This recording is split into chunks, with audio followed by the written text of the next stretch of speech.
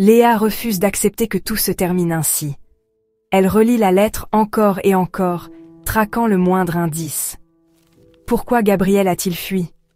Elle décide de retourner au café où il s'était de rencontrer un an plus tôt. L'endroit n'a pas changé, l'odeur du café mêlée à celle des vieux livres empilés dans un coin. Elle s'assoit à la même table, observe les lieux. Et c'est là qu'elle voit une serveuse la fixer avec insistance. Léa fronce les sourcils. « Vous cherchez quelqu'un, mademoiselle ?» demande la serveuse. « Peut-être. » Un homme, Gabriel. Grand, des yeux sombres, un sourire un peu triste. La serveuse blêmit légèrement. « Gabriel. Il est revenu il y a quelques jours. Il a posé des questions sur vous. »« Sur moi ?»« Oui. Il avait l'air inquiet, comme s'il avait peur que quelqu'un vous retrouve. » Le cœur de Léa s'accélère. Qui pourrait bien la rechercher? Vous savez où il est parti? La serveuse hésite. Puis, elle glisse un morceau de papier sur la table avant de s'éloigner précipitamment.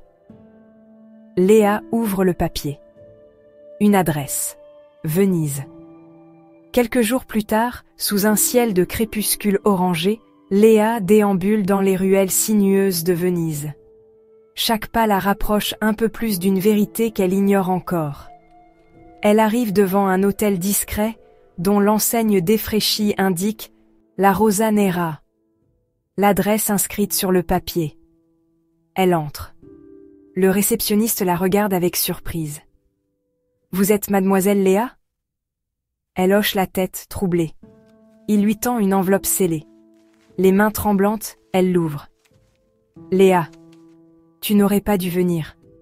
Mais au fond, je savais que tu le ferais. Si tu lis ceci, alors il est trop tard. Tu es déjà impliquée. Ne pose pas de questions à l'hôtel. Sors et rejoins le palais des soupirs à minuit. Sors et rejoins le palais des soupirs à minuit. Viens seul. Gabriel. » Son cœur manque un battement. Dans quoi vient-elle de mettre les pieds? À minuit, Léa marche nerveusement sur les pavés humides de Venise. Le palais des soupirs, majestueux et silencieux sous la lune, lui fait face. Gabriel est là, mais il n'est pas seul. Une silhouette encapuchonnée se tient à ses côtés. Léa s'arrête net. Gabriel s'approche lentement, son regard empreint d'émotions contradictoires. « Je t'ai dit de ne pas venir », murmure-t-il. « Et moi, je t'ai dit que je n'abandonne pas », répond-elle. Il esquisse un sourire triste.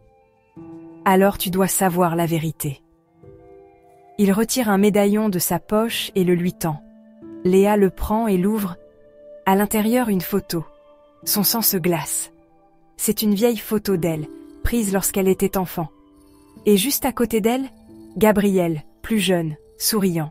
« Ce n'est pas notre première rencontre, Léa. La révélation la frappe de plein fouet. Qui est-il vraiment? Pourquoi se souvient-il d'elle alors qu'elle? Non. Et surtout, que lui cache-t-il encore? Tu veux savoir la vérité? Souffle Gabriel. Léa hoche la tête, incapable de parler. Alors prépare-toi, parce que ça va tout changer.